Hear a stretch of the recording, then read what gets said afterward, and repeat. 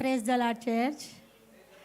Last time చాలామంది పిల్లలు బాగా మార్క్స్ వచ్చినాయి, మంచి ర్యాంక్స్ వచ్చినాయి అని సాక్ష్యం పంచుకున్నారు. నేను కూడా మా పిల్లల కోసం సాక్ష్యం పంచుకుంటే బాగుండేది అనిపించింది.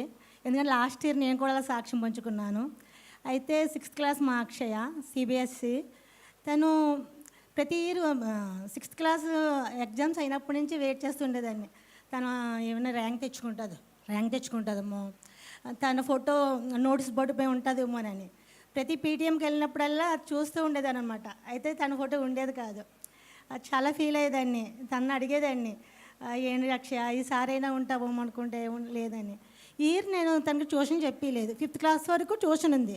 అయితే తనని అన్న, ఈసారి కష్టపడి చదవద్దు, ఇష్టంతో చదువు, ట్యూషన్ వద్దు. ట్యూషన్కి వెళ్తే 2 hours ఉండాల్సి వస్తుంది.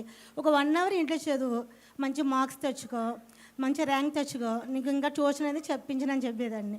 అయితే తనకి ఎప్పుడు ఎగ్జామ్స్ జరిగినా వెళ్ళేదాన్ని, కానీ తన మాట నిలబెట్టుకోలేదు. తను అనేది ఈసారి ఖచ్చితంగా ర్యాంక్ వస్తుందమ్మా అని ప్రతి టైం అదే అనేది. అయితే ఇంకా నమ్మకం కోల్పోయాను అనమాట. ఇంక లేదు, ఇంకా ఈ ఇయర్ ఇంకా తనకి ర్యాంక్ రాదు అని. అయితే ఫైనలీ తను ర్యాంక్ తెచ్చుకుందండి, 5th ర్యాంకు. తన ఫోటో తన నోటీస్ బోర్డుపై చూశాను. అది నిజంగా నేను అనుకోలేదనమాట. ఎందుకంటే ప్రతి టైం అలాగే అయ్యేది.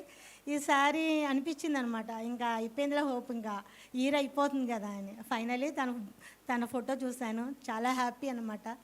పిల్లలు చాలా ఏంటంటే చర్చ్ ద్వారా కూడా చాలా యాక్టివ్గా ఉంటున్నారు. వాళ్ళ పర్ఫార్మెన్స్ కానీ దానివల్ల ఏంటంటే వాళ్ళు ఇంకా యాక్టివ్ అవుతున్నారన్నమాట. కొంచెం ముందంజలో ఉంటున్నారు ప్రతి దాంట్లో కూడా. దాన్ని బట్టి ఈ చర్చ్ కూడా చాలా థ్యాంక్ యూ చెప్తున్నాను. Thank you so much.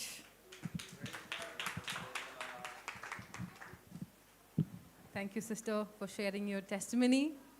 Amen. We have